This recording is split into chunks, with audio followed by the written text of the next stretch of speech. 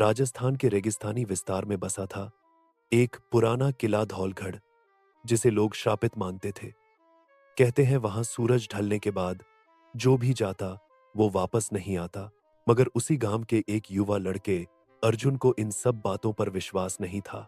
वो सीधा, मेहनती लेकिन तकदीर का मारा हुआ लड़का था। उसकी मां उसे हर दिन समझाती कि तकदीर से ना लड़ो, लेकिन अर्जुन कहता था तकदीर तो बदलने के लिए ही होती है।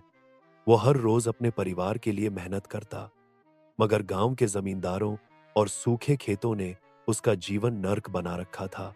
एक दिन गांव में एक साधु आया और बोला, तेरी किस्मत धौलगढ़ किले के रहस्य में बंद है। अगर तू अपने डर को हराए तो तुझे वहां वो मिलेगा जो इस संसार में किसी को नहीं मिला। अर्जुन हंसा। बाबा, वहां तो लोग लौटते नहीं। साधु बोला, जो लौटेगा वही तकदीर वाला कहलाएगा। उस रात अर्जुन अकेला निकल पड़ा किले की ओर।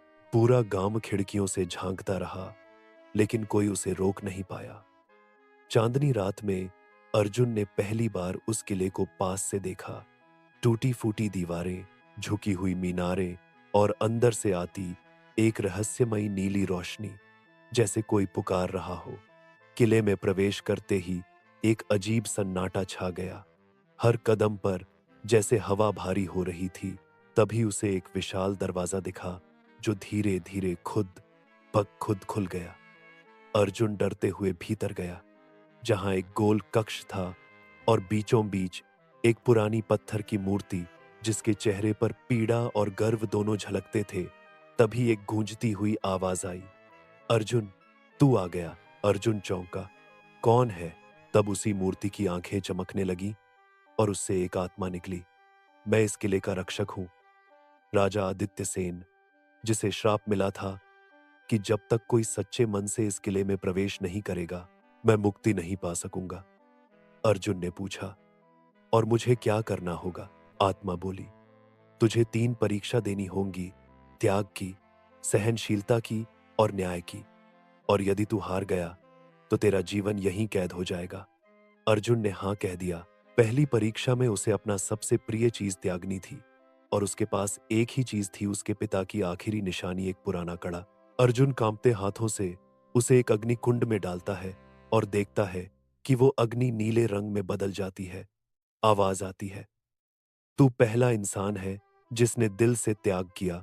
दूसरी परीक्षा में उसे एक तंग अंधेरे कमरे में बंद किया गया, जहां चारों ओर केवल उसकी असफलताएं, लोगों की ताने और खुद के डर की गूंज थी।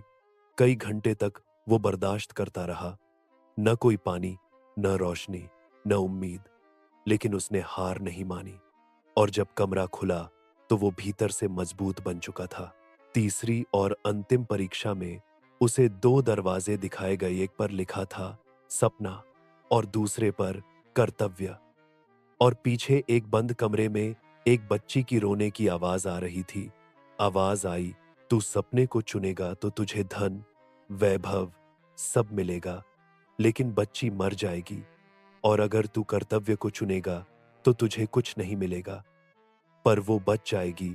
अर्जुन बिना सोचे कर्तव्य वाले दरवाजे की ओर दौड़ता है, बच्ची को बाहर निकालता है, और तभी पूरा किला कांपने लगता है। पत्थर की मूर्ति फटती है और आत्मा प्रकाश में बदलकर ऊपर उड़ जाती है। अर्जुन, तूने मुझे मुक्त किया, अब ये किला तेरा है। किले के तहखाने खुलते हैं और उसमें बेशुमार खजाना होता है, लेकिन अर्जुन उसमें से एक सिक्का भी नहीं उठाता। वो बच्ची को लेकर गांव लौटता है। अगले दिन सुबह जब लोग उसे जिंदा लौटता देखते हैं तो पूरे गांव में खलबली मच जाती है।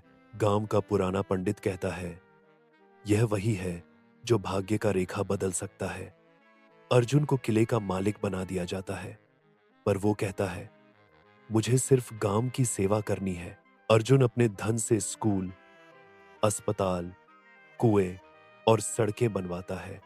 धीरे धीरे वो सिर्फ गांव ही नहीं, पूरे इलाके का आदर्श बन जाता है। मगर पूर्णिमा की हर रात वो किले में जाता, उस जगह जहां कभी मूर्ति थी, और घंटों वहां बैठकर ध्यान करता। एक रात उसी बच्ची ने पूछा, दादा, आप वहां क्यों जाते हो? अर्जुन मुस्कुराकर बोला, कभी कभी तकदीर का द्वार खुलता है लेकिन उसे बंद करने नहीं जाना चाहिए।